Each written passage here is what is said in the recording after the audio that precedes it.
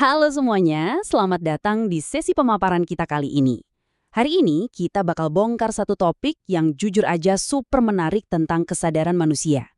Kita bakal lihat dari observasi perilaku, terus kita gabungin sama kacamata sains modern, nilai-nilai Islam, dan kearifan filosofi Jawa. Siap-siap ya, karena apa yang bakal kita bahas ini benar-benar bisa ngerubah cara kalian ngelihat diri sendiri dan orang-orang di sekitar. Yuk kita mulai. Oke, kita langsung masuk aja ke pertanyaan utamanya. Pernah nggak sih kalian ngerasa, kok jadi manusia itu rasanya susah banget ya? Kayak, kenapa kita selalu terjebak dalam konflik batin yang nggak ada habisnya? Di satu sisi pengen banget berbuat baik, tapi di sisi lain ada aja dorongan kuat yang menarik kita buat ngelakuin sebaliknya. Nah, pertanyaan besar ini bakal jadi pijakan kita hari ini. Kita masuk ke bagian pertama, paradoks evolusi otak manusia. Buat paham kenapa kita sering perang batin, kita harus lihat dulu nih akar biologis kita. Jadi gini, sebagai manusia, kita itu mewarisi apa yang namanya otak hewani. Bisa dibilang, ini tuh hardware bawaan kita yang fungsinya murni cuma buat satu hal, bertahan hidup. Insting primitif hewan tuh masih nempel kuat banget di dalam diri kita. Cuma bedanya, kalau zaman dulu hewan pakai taring buat nyabik mangsanya, insting manusia modern udah berevolusi jadi kemampuan pakai senapan mesin atau malah bom atom, tapi intinya, dasar hewaninya sama sekali nggak berubah. Nah, yang bikin hal ini luar biasa menarik adalah fakta evolusinya. Alam semesta ternyata nggak membuang otak hewani yang lama itu. Alih-alih dibuang, alam malah taya nempelin sebuah upgrade evolusioner tepat di bagian depan otak kita. Namanya korteks prefrontal. Disinilah letak perbedaan kita, teman-teman. Korteks prefrontal ini adalah tempat lahirnya kesadaran, intelektualitas, dan spiritualitas kita. Bayangin, kita secara harfiah punya pusat kesadaran spiritual yang ditempel gitu aja di atas otak seekor hewan. Dan boom! Inilah yang menciptakan paradoks utama kita. Kesadaran spiritual yang suci lahir di dalam wadah yang isinya insting hewani primitif. Perbenturan dua hal ini tuh yang bikin kita sering ngerasa benci sama diri sendiri dan ngalamin pergolakan batin yang dalam banget. Kita ini ibarat hewan yang sadar kalau punya eksistensi spiritual. Ya jelas aja konflik. Tapi yang bikin takjub temuan neuroscience modern ini sebenarnya bukan hal baru loh. Kita bisa narik benang merah yang sama persis ke dalam kebijaksanaan kuno yang udah ada berabad-abad lamanya. Lanjut ke bagian kedua, sains, Islam, dan filosofi Jawa. Dan ini dia bagian yang brilian banget. Coba lihat gimana sains, Islam, dan filosofi Jawa sebenarnya ngomongin hal yang persis sama, cuma beda bahasa aja.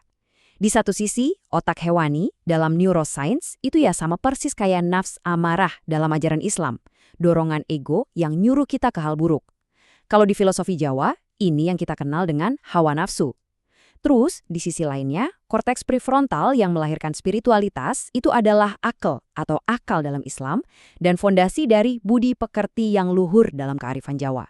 Bener-bener selaras kan? Biar gampang, bayangin aja pikiran kita ini kayak sistem komputer. Pikiran primitif kita itu hardware bawaan dari pabrik. Terus ada software yang udah terinstall sejak awal, sebut aja takdir atau kodar, di mana cetak biru kehidupan kita udah digariskan. Tapi, dengerin ini baik-baik. Disketnya belum selesai ditulis. Lewat kehendak bebas alias ikhtiar, setiap pilihan sadar yang kita buat setiap harinya itu bakal nulis kode-kode baru yang perlahan bisa nge-upgrade program di dalam diri kita ke level yang jauh lebih tinggi. Kita masuk ke bagian ketiga, fitrah, sifat asli kehidupan. Kalau kita bisa nge-upgrade program kita, gimana sih sebenarnya proses evolusi kesadaran itu terjadi? Nah, observasi perilaku nunjukin fakta yang keren banget. Misalnya nih, burung beo abu-abu Afrika, dia lahir dengan energi kesadaran dasar di angka 250. Tapi, pas hewan ini dapat interaksi yang positif dan penuh kasih sayang dari manusia, level kesadarannya beneran loncat naik. Sama kayak kucing peliharaan yang lagi mendengkur nyaman di pangkuan kalian, atau anjing yang ngibasin ekor kegirangan karena merasa aman, energi mereka kecatat bisa loncat sampai level 500. Jadi, interaksi positif itu secara harfiah benar-benar bisa naikin level kesadaran makhluk hidup. Dari situ, kita sampai pada satu poin yang sangat mendalam. Alasan buat memaafkan orang lain adalah karena pada dasarnya semua orang itu polos alias tidak bersalah. Kecacatannya itu cuma ada di ketidaktahuannya aja.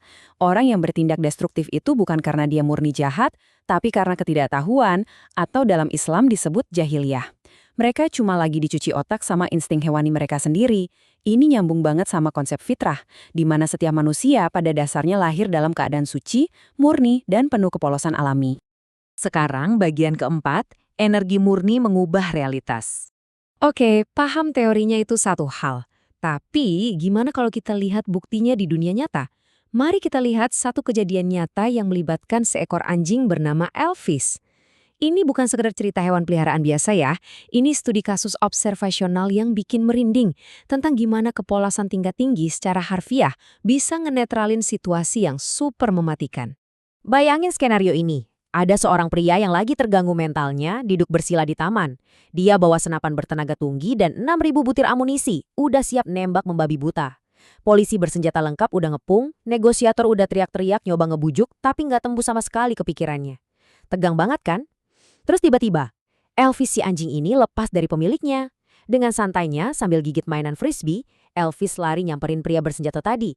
Elvis cuma bawa satu hal, energi kepolosan level 500 yang seolah bilang, "Ayo main sama aku." Energi murni ini nabrak langsung energi si pria yang lagi gelap banget di sekitar level 120. Dan tahu nggak apa yang terjadi? Pria itu ngeliatin Elvis, tiba-tiba tersadar dari transdestruktifnya, ngebuang semua senjatanya, dan nyerahin diri tanpa satu pun tembakan dilepaskan. Luar biasa kan? Kejadian ini sama sekali bukan kebetulan loh. Pria tadi sebenarnya lagi dihadapin sama pilihan software sesaat. Dia punya opsi gelap buat sekedar nembak anjing itu di tempat. Dan sayangnya banyak orang yang dikuasai nafsu amarah bakal ngelakuin hal itu. Tapi energi spiritual Elvis yang tinggi banget berhasil ngeretas ego pria tersebut. Energi anjing itu ngebangunin fitrah atau kepolosan bawaan si pria yang sempat tertidur pulas. Energi murni selalu punya kekuatan buat ngalahin energi rendah.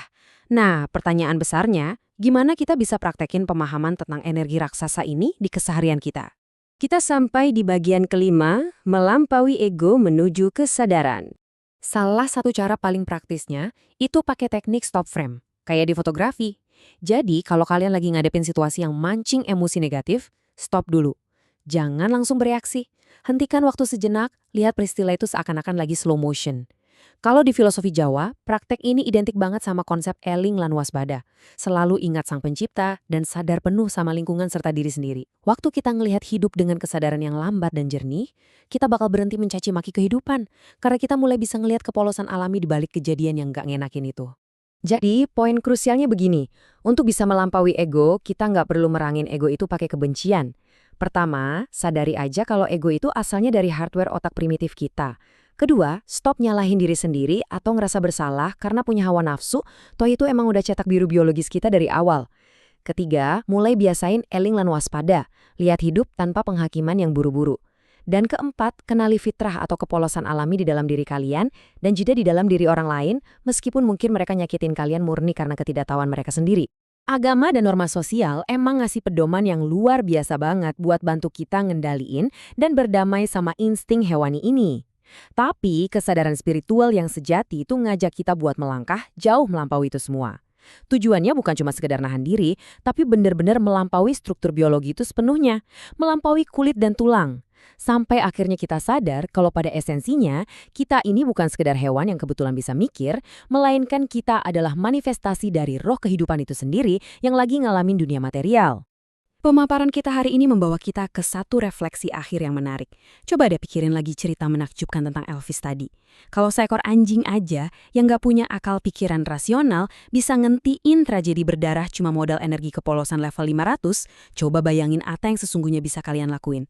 Dengan korteks prefrontal kalian, dengan akal yang cemerlang, dengan budi pekerti yang udah diasah, energi macam apa yang bakal kalian bawa ke dunia hari ini? Pilihan softwarenya sepenuhnya ada di tangan kalian. Terima kasih banyak udah ngikutin sesi kali ini, dan sampai jumpa di pemaparan selanjutnya.